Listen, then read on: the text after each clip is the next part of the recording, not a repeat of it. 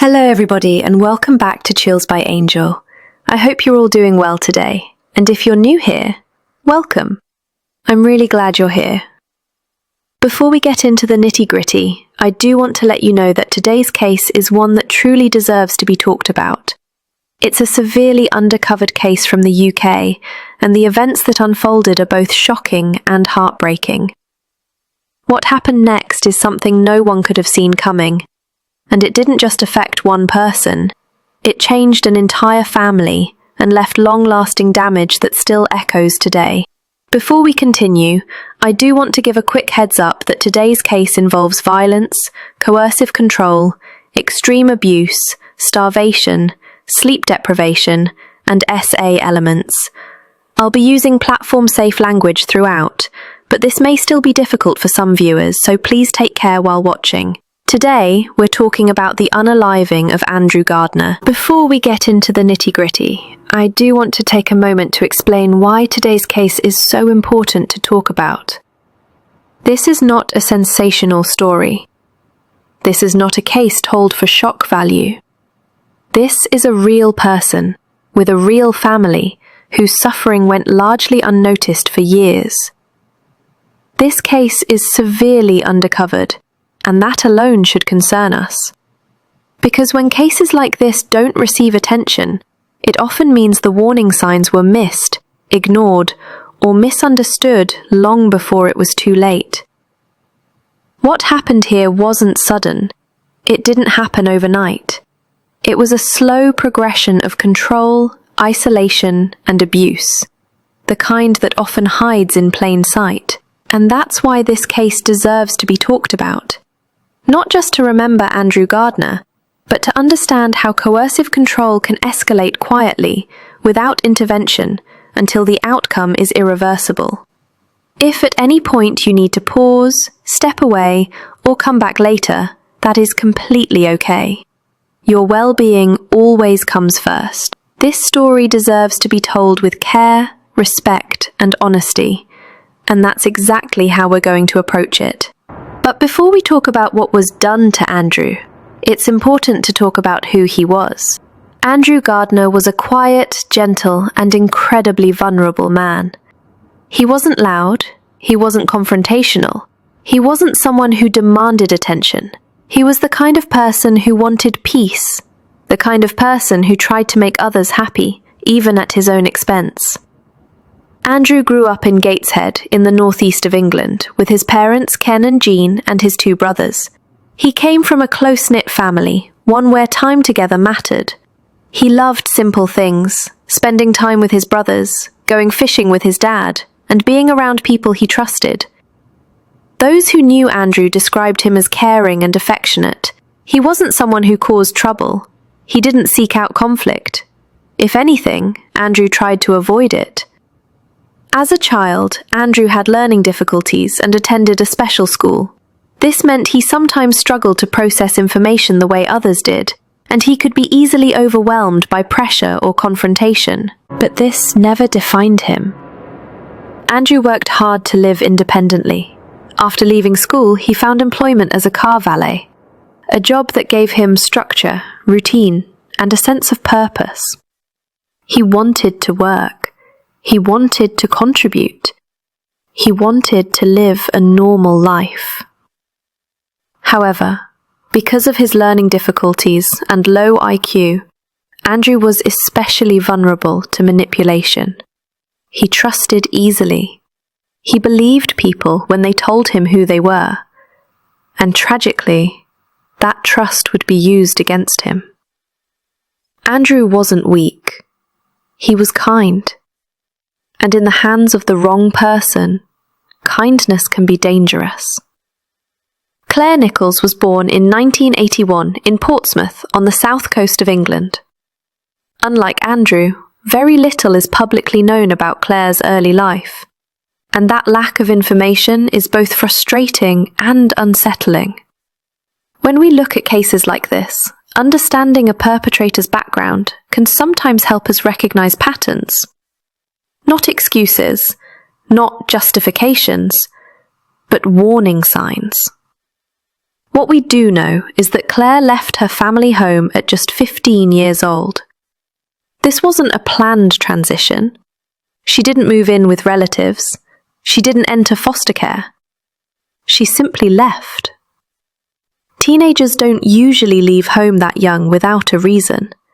And while we don't know exactly what happened inside that home, it's clear that Claire was navigating adult situations far too early. As a teenager, Claire moved in with a man known publicly only as Malcolm.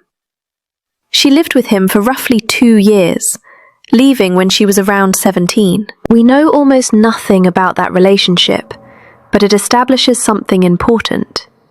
From a very young age, Claire moved from one intense relationship straight into another. There was no long period of independence, no time to develop stability on her own. By the time Claire turned 18, she entered a relationship with John Peterson, a man 28 years older than her. He was a former Royal Navy radar operator. He was also a convicted child sex offender, and Claire was fully aware of this. Over the next 3 years, Claire had 3 children with him. At this point, it would be easy to assume that Claire was the vulnerable one in the relationship, young, inexperienced, and involved with an older man with a disturbing criminal history. But later accounts paint a very different picture. John would later describe Claire as volatile, controlling, and abusive. He said she monitored his movements, demanded constant updates, and reacted aggressively over even minor issues. He described living in a constant state of tension. In 2003, John contacted social services. He reported that Claire's behavior was unpredictable and that he feared for the children's safety. Those concerns were not properly investigated. Instead, social services contacted Claire and told her that she needed to leave John or risk having her children removed. Claire responded by leaving John and taking the children with her.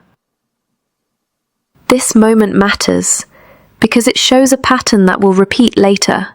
Warnings raised, concerns dismissed, and an opportunity to intervene quietly slipping away.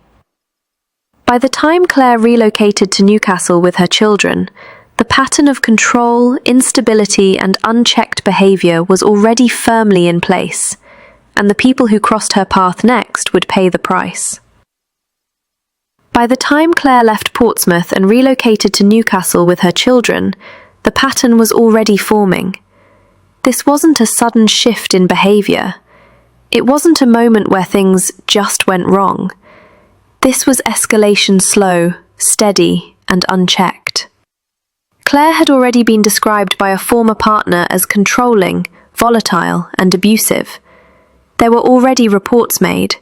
There were already concerns raised. And yet, nothing meaningful changed. This is where the system should have stepped in. This is where safeguards should have been put in place. Instead, responsibility quietly shifted away. When John Peterson contacted social services in 2003, he did so out of fear, not just for himself, but for the children. He reported instability. He reported aggression. He reported behavior that he believed could escalate.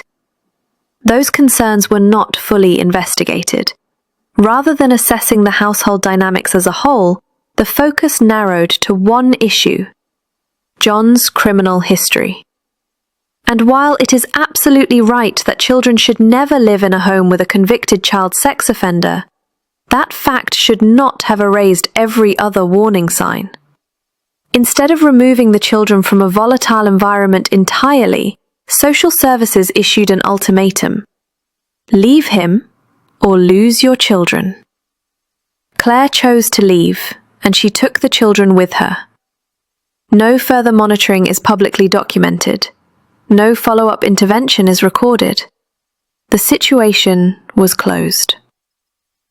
And that decision mattered, because it reinforced something dangerous: that Claire's behavior could continue without consequence. It also meant that future partners would have no warning. No safeguarding history would follow her in a way that forced accountability. By the time Claire arrived in Newcastle, she was free to start again. New environment, new relationships, same patterns. And tragically, the next person she attached herself to would be far more vulnerable and far less able to protect himself. After relocating to Newcastle, Claire entered into another relationship, one that would later become deeply significant in this case. This was Stephen Martin. Stephen was around 16 years older than Claire, but the age gap wasn't the most disturbing part of this relationship. Stephen Martin was previously in a relationship with Claire's mother. Not a brief encounter, not a passing acquaintance. He had been a long-term partner. At one point, Stephen had effectively occupied a stepfather-like role in Claire's life, and now he was her partner. This alone speaks volumes about blurred boundaries and instability within Claire's personal relationships. Stephen himself was described as vulnerable. Court records later noted that he had a low IQ and struggled with independent decision-making. He was not someone who handled pressure well. He was not someone who challenged dominant personalities. And that made him susceptible. The relationship between Claire and Stephen was volatile and on and off, lasting roughly 2 years. There were frequent arguments, breakups, and reconciliations. But even when the relationship ended, Stephen never truly left Claire's orbit. She maintained influence over him. She knew how to pull him back in. And during this time, there were already indications that Claire was learning something dangerous how to use. Humiliation, dominance, and control. Not just emotionally, but physically. Court evidence later suggested that this relationship played a role in the development of Claire's increasingly sadistic behaviors. This does not mean Stephen was a victim in the overall story, but it does help explain how he became involved. Because by the time Stephen re-entered Claire's life fully, he would no longer be standing on the sidelines. He would become an active participant. In 2005, Andrew Gardner met Claire Nichols. On the surface, it may have looked like just another relationship, beginning 2 adults meeting, spending time together, and eventually growing closer. But when you look at who Andrew was, and who Claire had already shown herself to be, this wasn't a meeting of equals. Andrew was 31 years old at the time. He was quiet, soft-spoken. He avoided confrontation and wanted nothing more than a peaceful life. Claire, on the other hand, had already lived a life marked by instability, dominance, and control. She was used to chaos. She was used to being in charge. And from the very beginning, the balance of power leaned in only one direction. Another deeply unsettling detail quickly emerges here. Before dating Claire, Andrew had previously been in a relationship with her sister. This wasn't a coincidence, and it wasn't an accident. It further highlights a disturbing pattern in Claire's relationships: blurred boundaries, overlapping partners, and a disregard for emotional consequences. Andrew didn't see this as a warning sign. He trusted easily. He assumed good intentions. He believed people when they showed him kindness, even if it was fleeting. Andrew and Claire moved in together relatively quickly. For Andrew, this likely felt like stability, a home, a family. Andrew naturally stepped into a father figure role for Claire's 3 children. He attended school runs. He took them to the park. He showed up consistently. Neighbors later described Andrew as attentive and gentle with the children. He was present. He was involved. For the children, Andrew became a constant. But behind closed doors, the dynamic was already beginning to change. What Andrew thought was a shared life, Claire saw as ownership. And for Andrew, This would be the last time in his life that things felt even remotely normal. Because once control takes root, it never loosens its grip willingly. Once Andrew and Claire were living together, the dynamic between them began to change quietly at first. There was no single moment where everything suddenly turned violent, no clear line that Andrew could point to and say, "This is when it started." Instead, it unfolded gradually, in small rules, small criticisms, small restrictions that didn't seem alarming on their own. This is how coercive control works. Claire began setting expectations for Andrew, how things should be done, when they should be done, and what would happen if they weren't done correctly. At first, these were framed as normal household issues: chores, money, responsibility, but the standards were impossible to meet. No matter how hard Andrew tried, it was never enough. If the house wasn't clean enough, he was called useless. If he didn't earn enough money, he was called worthless. If he questioned anything at all, he was accused of being lazy or ungrateful. This wasn't about improvement. It was about erosion. Claire chipped away at Andrew's confidence day by day until he began to believe the things she said about him. And once that belief set in, the control deepened. Verbal abuse became a daily reality. Soon after, it escalated further.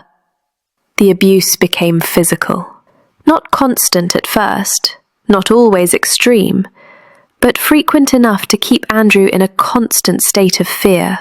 Andrew learned that pushing back made things worse, that defending himself led to punishment, that silence was safer. So he stopped resisting. Claire also began asserting control over Andrew's basic needs, deciding when he could eat, when he could rest, and when he was allowed to sleep. This wasn't framed as cruelty, it was framed as discipline. But discipline implies fairness. This was domination. By this point, Andrew wasn't living as an equal partner in his own home. He was surviving under someone else's rules, and Claire was only just getting started. Because the next step in control was to take away the one thing Andrew needed to survive. As Claire's control over Andrew tightened, she began targeting something far more basic than his confidence.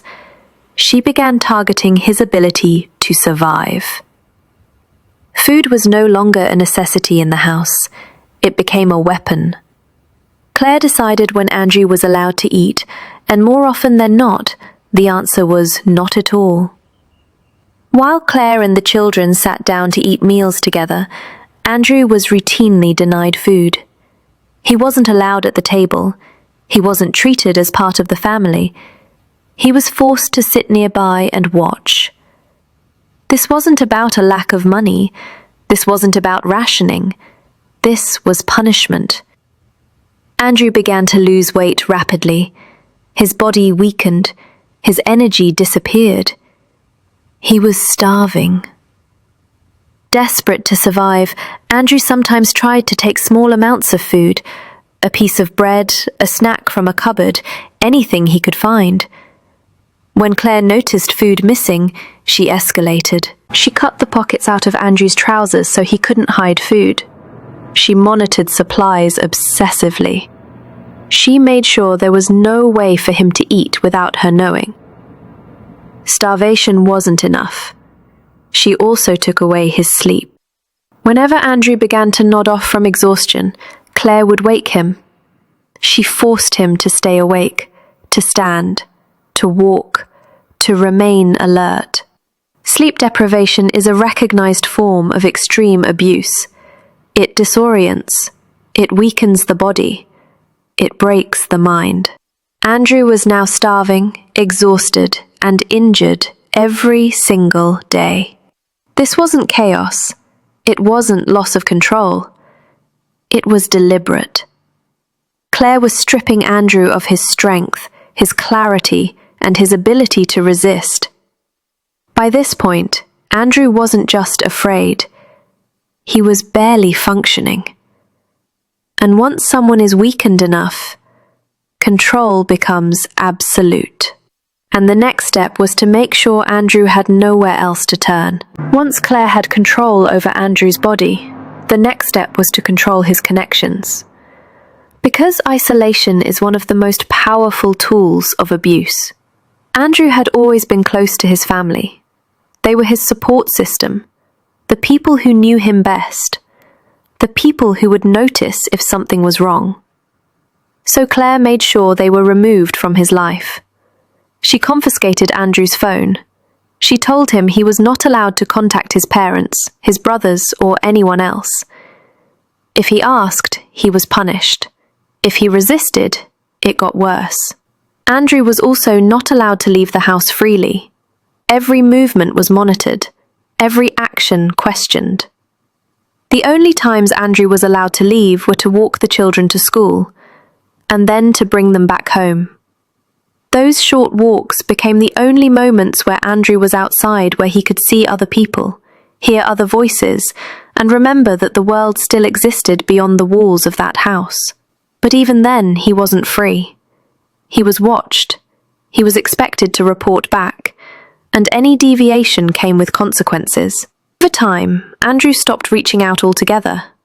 Not because he didn't care, but because he had been conditioned to believe that contacting his family would only make things worse. This is what coercive control does. It convinces you that help is dangerous, that silence is safer, that enduring abuse is better than risking punishment. Weeks turned into months. Andrew's family heard nothing from him. No phone calls, no visits, no explanations. To them, it felt like Andrew had vanished. But in reality, he was still there, just completely alone. And then, one day, Andrew broke one rule. In 2006, after more than a year of silence, Andrew broke one of Claire's most important rules. He went to see his family. He didn't tell Claire where he was going. He didn't ask for permission. He simply left the house and went to the one place he still associated with safety: his parents' home. When Andrew arrived, his family was stunned. They hadn't heard from him in over a year. The last contact they'd had ended with Andrew saying he wanted nothing to do with them. Words that never felt right. And when they saw him standing there, they immediately knew something was very wrong. Andrew was a shadow of the man they knew. He had lost a dangerous amount of weight. His face was pale and drawn. He looked exhausted and unwell. His parents noticed injuries, marks that couldn't be explained away as accidents. When Andrew took off his shoes, they saw blisters on his feet, signs of prolonged pain and neglect. They begged him to stay. They told him he could come home, that they would protect him, that they would help him get away. But Andrew wouldn't. He didn't argue. He didn't explain. He simply asked for food and a small amount of money. Of course, they gave it to him. Andrew didn't stay long. He was anxious, restless, afraid of what would happen if Claire realized where he'd been.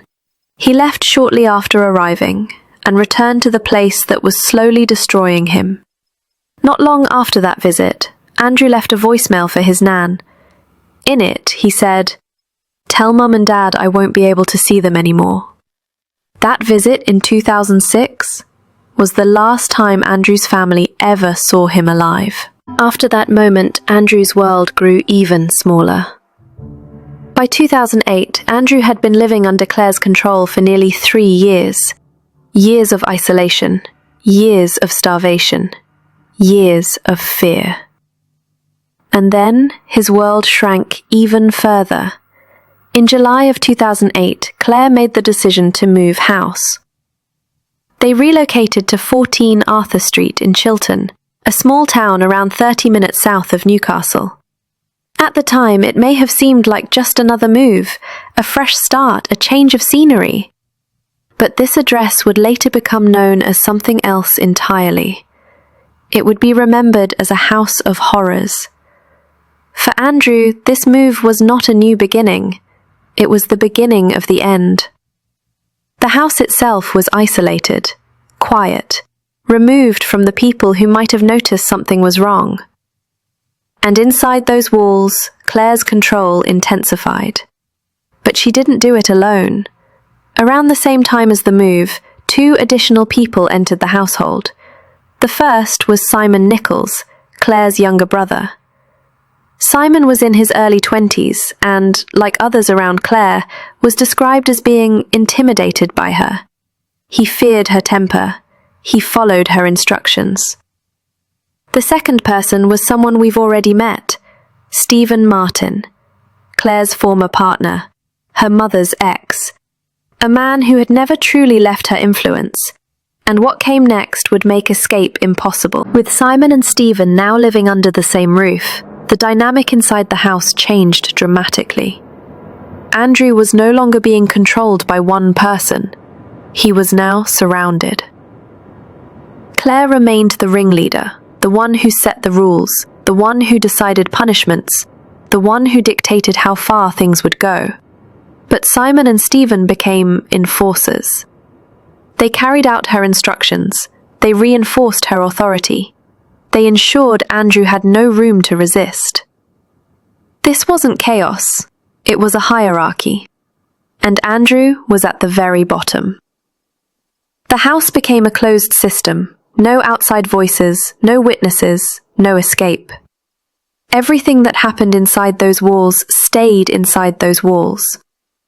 From this point forward, the abuse would escalate rapidly, and Andrew's chances of survival would begin to disappear. In the midst of everything that was happening inside that house, something unexpected occurred.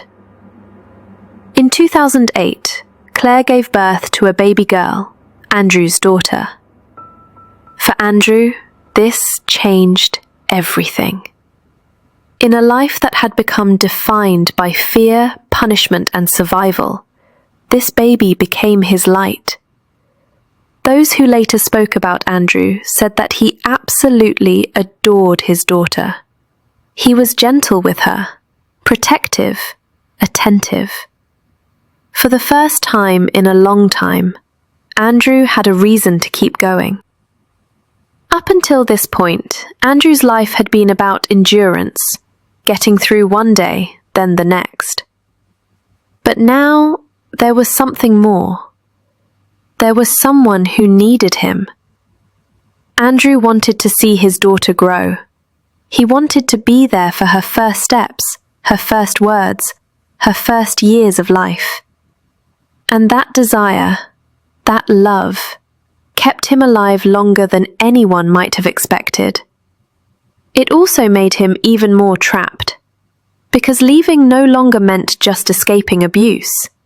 It meant leaving his child behind. Andrew knew that if he tried to leave with his daughter, Claire would stop him, and if he left without her, he feared what might happen in his absence.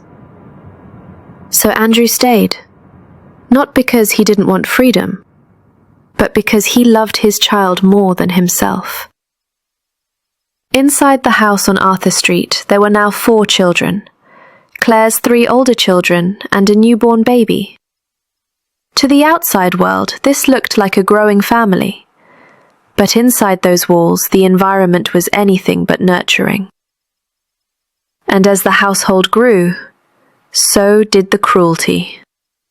When Simon Nichols and Stephen Martin moved into the house on Arthur Street, something fundamental changed. Up until this point, Andrew's abuse had largely taken place behind closed doors between him and Claire. But now, he was no longer alone with his abuser. The cruelty became shared. Claire remained in control. She set the rules, she decided punishments, she dictated what was acceptable. But Simon and Stephen became participants. They followed her lead. They enforced her authority. They helped maintain the environment of fear. Andrew was no longer just being controlled. He was being watched. Every movement was monitored. Every mistake was reported.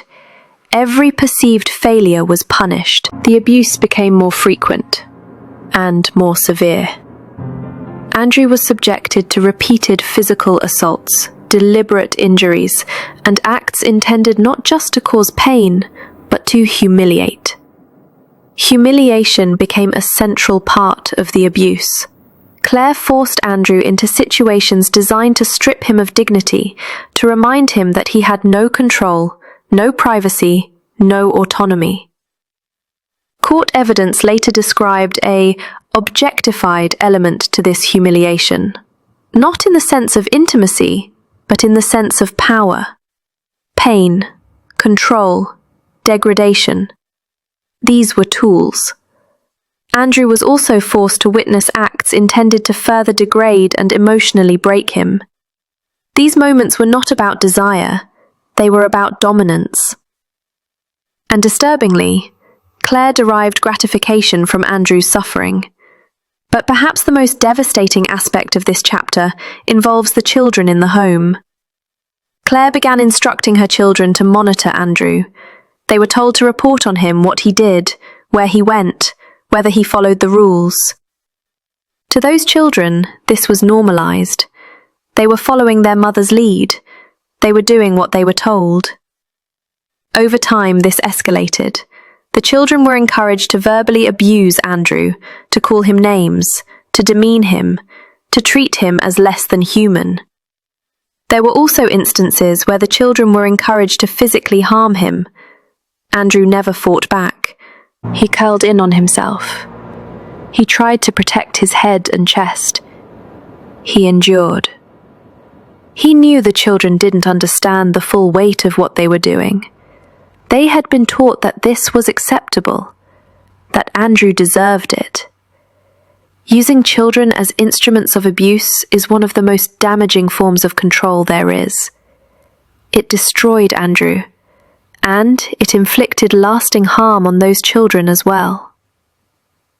By this point, Andrew was severely weakened physically, emotionally, and mentally.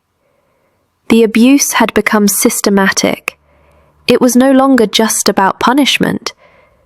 It was about complete domination. And Andrew was running out of strength. By March of 2009, Andrew had been living under relentless abuse for nearly 4 years. His body was failing. Medical experts later confirmed that Andrew was severely malnourished. He weighed just 57 kilograms. He was weak. He was exhausted. And he was suffering from serious medical conditions caused by prolonged neglect and injury. Despite this, Andrew was still alive, still holding on, because he had something to live for, his daughter. But on March 13th, 2009, the abuse reached its final and most violent point.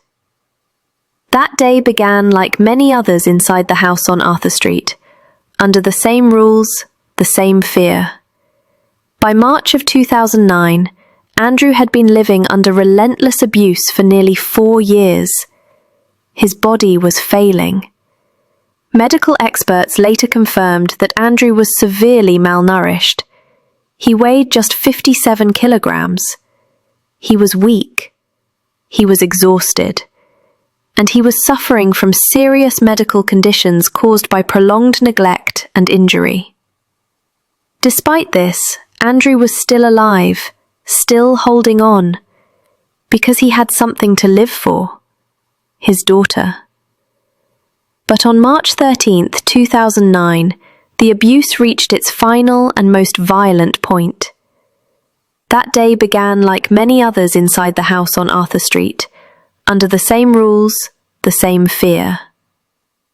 Claire became enraged. As she had so many times before, she accused Andrew of being lazy, of being useless, of not doing enough. The words were familiar. Claire became enraged, but this time, the violence did not stop. Claire began attacking Andrew, Simon Nichols and Stephen Martin were present. They joined in. Andrew did not fight back. He curled into himself, trying to protect his head and chest. He was already too weak to resist. The assault was prolonged. Andrew was repeatedly struck and kicked while he lay on the floor. At one point, his head was forced against the floor again and again. His ribs fractured. His internal injuries worsened. His body absorbed more than it could withstand. Eventually, Andrew was left motionless. He was still alive, but barely. No one called for help. Instead of seeking medical assistance, Claire and Stephen engaged in further degrading behavior nearby, treating Andrew's condition as irrelevant. Andrew was left on the floor, alone, in pain, unable to move. Hours passed. Andrew's injuries were catastrophic. Medical evidence later showed that broken ribs had caused fatal internal damage, preventing him from breathing properly. Andrew was conscious. He felt what was happening to him. And in those final hours, it's believed that Andrew was thinking about his daughter, the child he loved more than his own life. At some point that night, Andrew Gardner passed away. He was 35 years old. Only after Andrew was gone did the reality of what had happened begin to sink in. For hours, Andrew had been left on the floor of the house on Arthur Street, critically injured, unresponsive. By the time anyone acted, it was already far too late. At 11:27 p.m., emergency services were finally called. The call did not ask for help for a man who had been abused. It did not describe a medical emergency inside the home. Instead, a story was given. Claire claimed that Andrew had just returned home, that he had been attacked outside the house, mugged by strangers, and had collapsed after coming through the door. According to the call, what had happened had nothing to do with anyone inside the home. Paramedics arrived quickly. The moment they entered the house, they knew something was wrong. Andrew was already deceased, and based on his condition, he had been for some time. The injuries they observed were extensive, severe, inconsistent with a sudden street attack. The timeline didn't fit. The explanation didn't align with what they were seeing. Because of these inconsistencies, police were immediately called. The house on Arthur Street was treated as a crime scene, and from that moment on, Andrew Gardner's death was officially considered suspicious. Claire, Simon Nichols, and Stephen Martin were all taken in for questioning. They attempted to maintain the same story that Andrew had been attacked elsewhere, that they had nothing to do with it. But physical evidence doesn't lie. Forensic examination of Andrew's body revealed severe malnutrition, numerous injuries in various stages of healing, and trauma that could not have occurred in a single incident. Investigators also examined the house itself. Despite attempts to clean the scene, forensic testing revealed traces of blood throughout the property. This was not the aftermath of a mugging. This was the result of prolonged abuse and a fatal assault that occurred inside that home. The cover story collapsed quickly, and with it, the truth about what Andrew had endured began to surface. What followed was a trial that exposed the full extent of Andrew's suffering and held those responsible to account. The case against Claire Nichols, Simon Nichols, and Stephen Martin went to trial. And for the first time, the full extent of what Andrew Gardner had endured was laid out in a courtroom. Medical experts and pathologists testified in detail about Andrew's condition at the time of his death. They described a man who was severely malnourished, physically weakened, and suffering from extensive injuries caused by repeated abuse over a long period of time. Andrew had more than 100 documented injuries. These included broken ribs, internal trauma, and injuries in various stages of healing. Clear evidence that this was not a single incident, but a sustained pattern of abuse. The cause of Andrew's death was confirmed as the result of severe internal injuries, including damage that prevented him from breathing properly. The jury heard that Andrew was conscious for much of what he endured. He did not pass away immediately. He suffered. All three defendants pleaded not guilty. During the trial, each attempted to distance themselves from responsibility. They blamed one another. They minimized their own actions. They denied the full extent of their involvement. At times, tensions in the courtroom boiled over. There were outbursts, shouting, anger. At one point, proceedings were disrupted when accusations were made openly between the defendants. Despite these attempts to deflect blame, the evidence was overwhelming. The jury was left in no doubt. All three were found guilty of Andrew Gardner's unaliving. Sentences were handed down accordingly. Claire Nichols, identified as the ringleader and primary instigator, was sentenced to life imprisonment with a minimum term of 32 years. Simon Nichols received a life sentence with a minimum term of 25 years. Stephen Martin was also sentenced to life imprisonment with a minimum term of 20 years. The court recognized the cruelty, the prolonged nature of the abuse, and the extreme suffering Andrew had endured. Justice, at last, had been served. But even with those sentences, the damage done could never be undone, because the impact of this case didn't end in the courtroom. After the trial ended and the sentences were handed down, there was no sense of relief, only silence. Because while justice had been served in a legal sense, nothing could undo what had already happened. Andrew Gardner was gone, and the people who loved him were left to pick up the pieces of a loss that never should have happened. Andrew's parents spoke after the trial about their devastation. They described the pain as something unreal, like a nightmare they couldn't wake up from. They were haunted by the last time they saw their son, by the signs they noticed, by the fact that he went back. Like so many families affected by coercive control, they were left asking questions with no answers. What if they had forced him to stay? What if someone had intervened sooner? What if the warnings had been taken seriously? These are questions no parent should ever have to live with. And then there are the children, all four of them. Claire's three older children were still very young when the abuse ended. They had grown up in an environment where cruelty was normalized, where fear and punishment were everyday tools. They were not just witnesses, they were victims too. The psychological impact of being exposed to that level of control and violence will follow them for the rest of their lives. Andrew's baby daughter will grow up without her father. She will never know the man who adored her, the man who held on to life for as long as he could because of her. And she will grow up knowing that her mother is responsible for his death. That is a burden no child should ever carry. This case also leaves behind a wider legacy, one of institutional failure. Warnings were raised.